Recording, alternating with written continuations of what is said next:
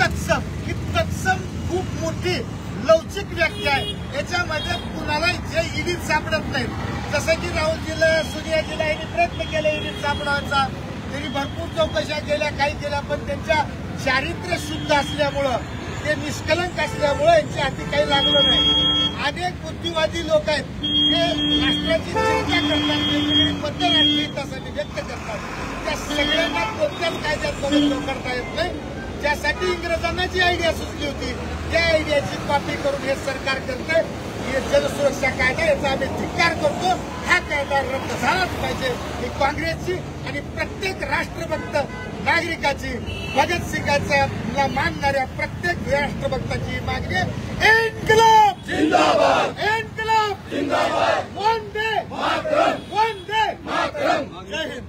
रद्द करा, रद्द करा, मागणी पूर्ण झाली, पुढचं काय आंदोलन? काँग्रेस पक्ष या विषयावर देशभरात रस्त्यावर उतरलेला आहे।